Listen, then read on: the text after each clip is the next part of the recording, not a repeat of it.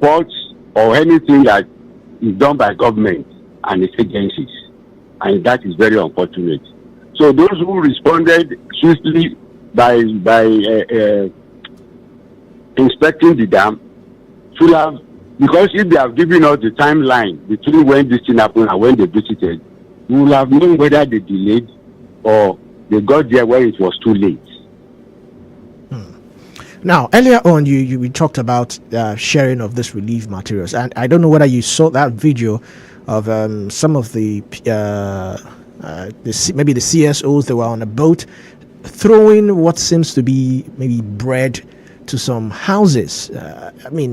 These days, apart from food, there are other things under relief materials. I mean, there's healthcare, we have the medicals. Yes. How can we ensure rescue efforts? Now, how can we even take into account of these donations? Because we have donations pouring in. Where does it go to? Whose account? Who is accounting for it? Who's taking down notes of so was gotten, so was distributed in so areas? And how can we ensure? Because it's only what we see on social media, it's only what we see on TV. What goes on? What happens? What are those things that we're not seeing on TV?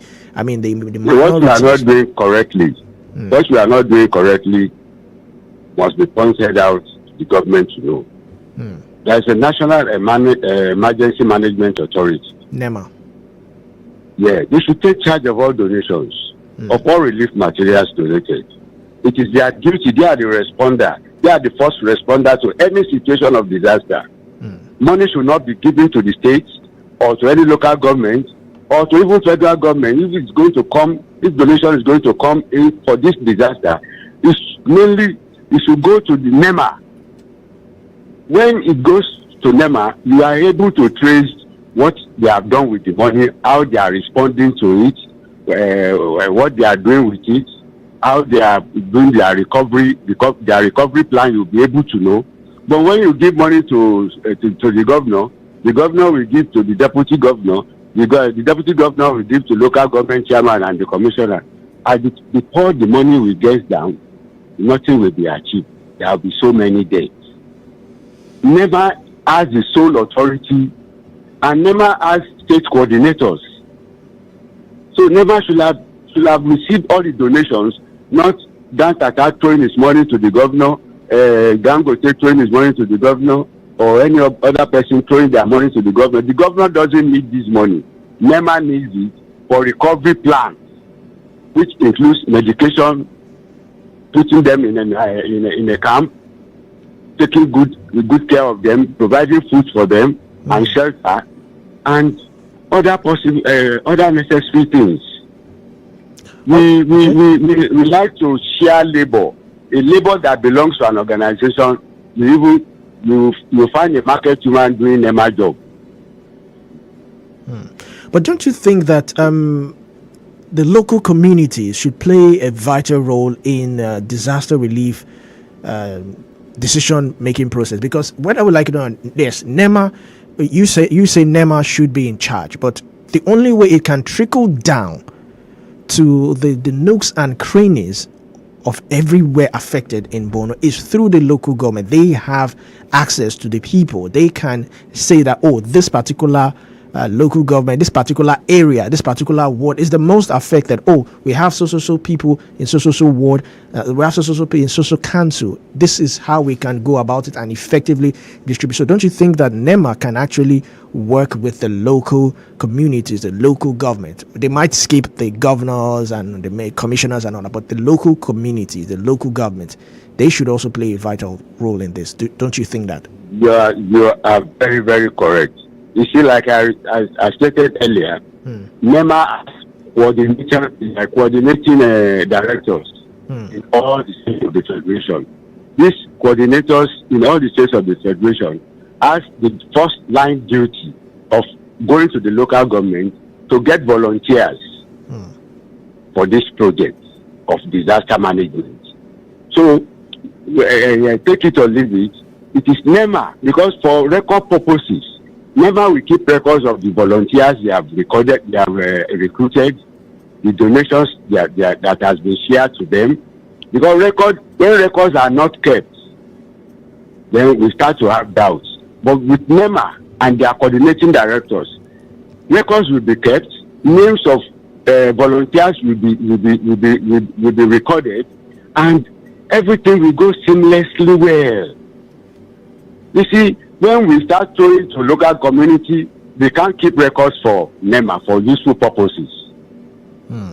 But we must keep records so that the donors will remember that these are the records, this was how their monies were spent on this, on that, on this, on that. They will be well pleased. We don't pray for disasters, but these things are unpredictable. NEMA has that sole right to coordinate with local communities, as we have said, for keeping records, for sharing responsibilities and roles, and coordinating all of those activities. Because local community will not look for health practitioners.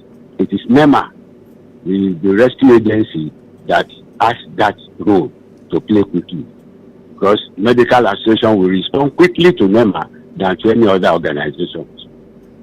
All right, now still on, let's look at transparency. And governments are expected to curb absolute liberties for heinous corruption.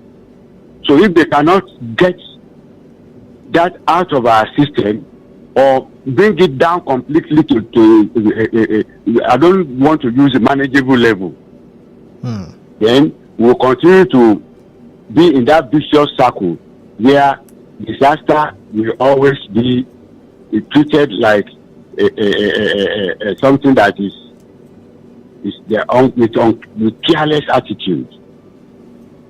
Leaders hold us the responsibilities to do the right thing with the donations or money spent from ecological funds, spent from the donor agencies, and all that and all that.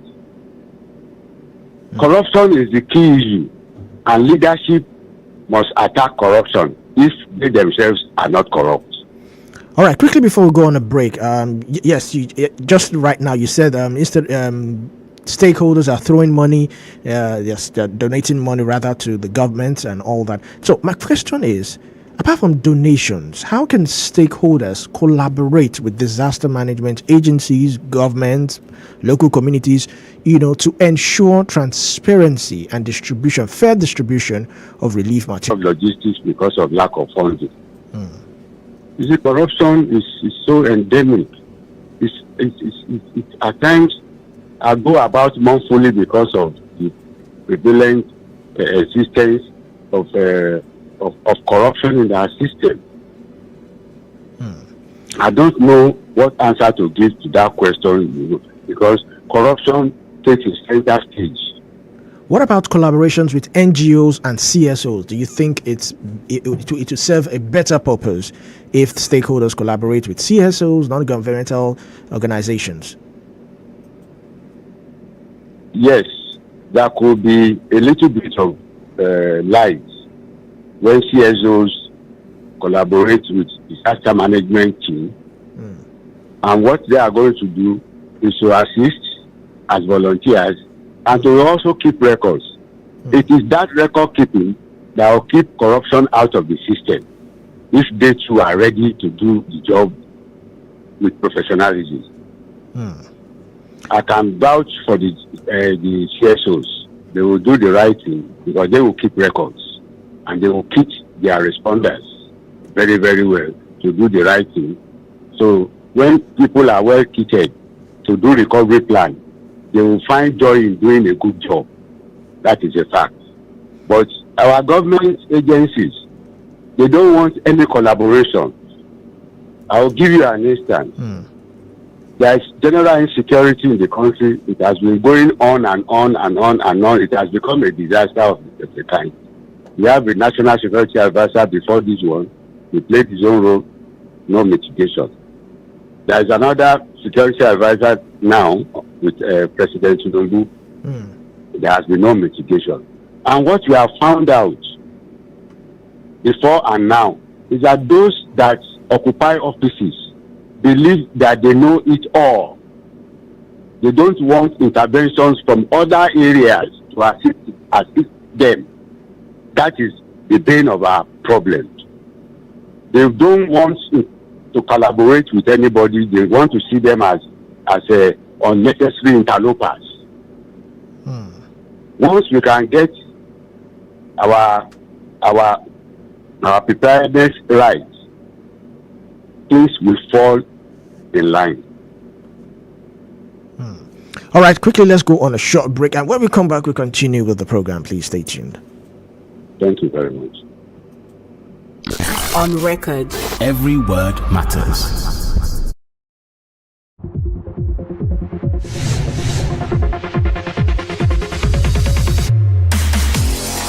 High Impact Radio, 102.1 FM. The future is now.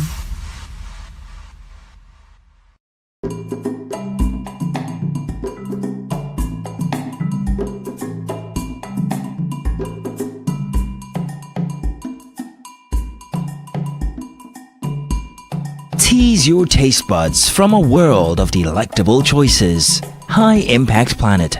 Fun just got real.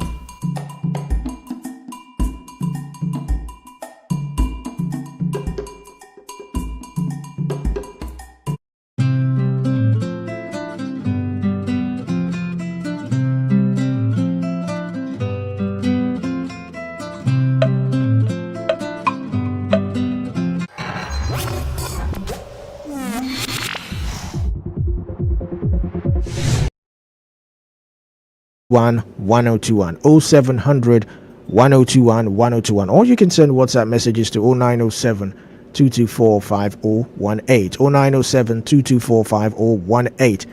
We are live on YouTube, Facebook, and on X at High Impact 102.1 FM, and you can also watch us live on High Impact TV on Nikonsat 42 degree East. We're still discussing the politics of disaster relief and ensuring equitable distribution of resources with Akin Malaolu, leader, Yoruba Rono Leadership Forum. Now, I'd like to ask, how do international organizations, non-governmental organizations also contribute to disaster relief efforts, and what are their limitations? Limitations are just that when these funds gets to the users,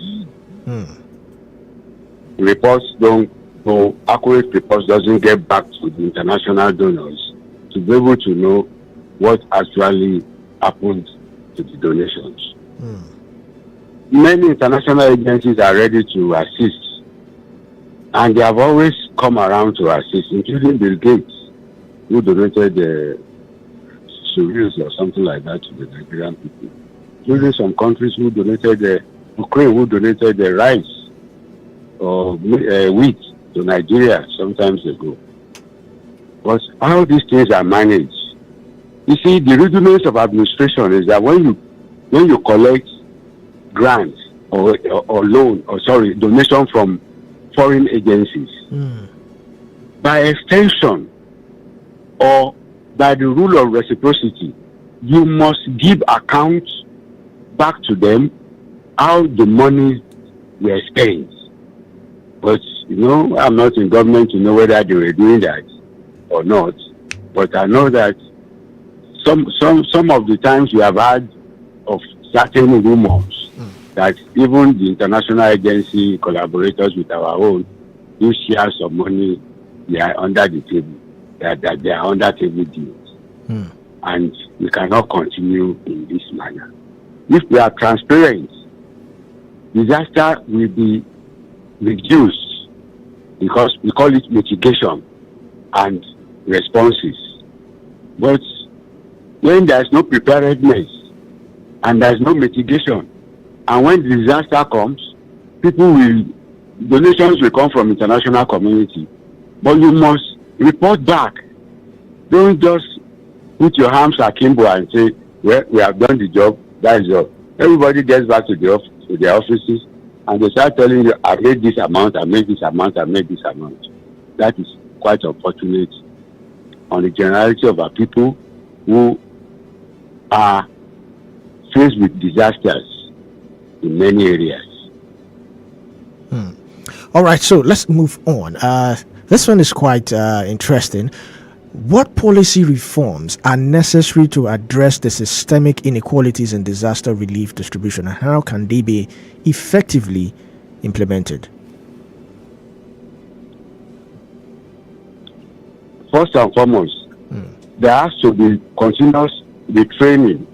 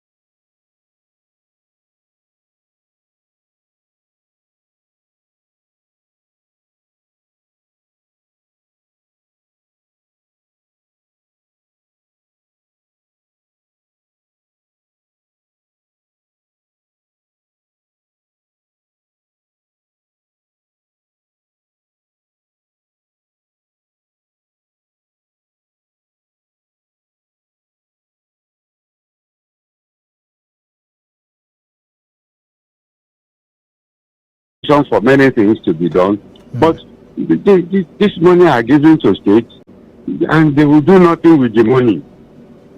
You won't see it translating on ground. And when this flood comes, it destroys infrastructures and lives. That is the issue today. I know Cameroon is going to start discharging water intermittently into just to offload the overload. What are the preparation that we have made to deflect this water through a possible channel that will not encroach on communities and even on farmland? Unfortunately, this flood come, and it's a disaster that you could have avoided if we have directed funding towards channelization. Because if you do the geographical survey of Nigeria, you'll be able to see part of the river routes. They are not hidden. At least Nigeria must have done a geographical survey many decades ago. Those records are important for government officials to go and look at the geographical spread of rivers, their routes, both the ones that are no longer functional. When water comes, the non-functional routes become functional for water. Water will always find its course. Right. All right. Thank you very much. You have been brilliant. Thank you very much. We do appreciate your thoughts. Of course, we will also hear from you again. Thank you very much. You're welcome.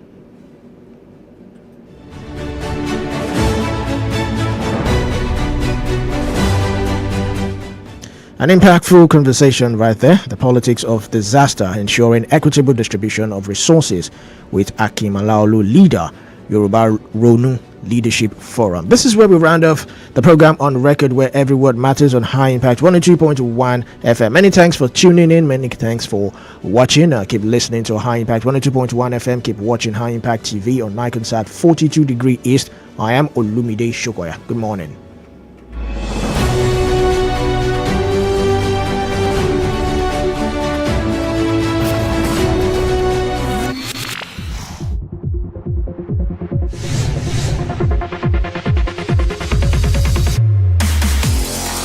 High Impact Radio 102.1 FM. The future is now. Welcome to the high side of life.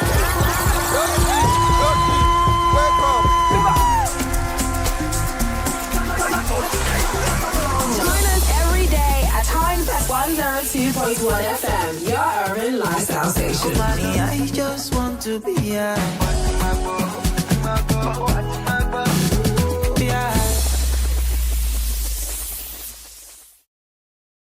Something big is in town. Something powerful and majestic. A mammoth creation destined to become a legend by all who encounter it. High Impact Planet, Nigeria's biggest family theme park, with facilities designed for friends, families, or large groups under a relaxing atmosphere. Be welcomed by wowing displays of animatronics, thrill out with realistic arcade games, or enjoy a number of thrilling heart-racing park rides. Experience the 5D and 12D cinemas, and challenge your mates with bumper cars and go-kart races. Don't forget to slide into the ice rink, or simply take time out to enjoy a pizza at our delightful restaurant and dessert spot, or at the exquisite club lounge. High Impact Planet, 12 Lagos Ibadan Expressway, Ibafo, opposite MFM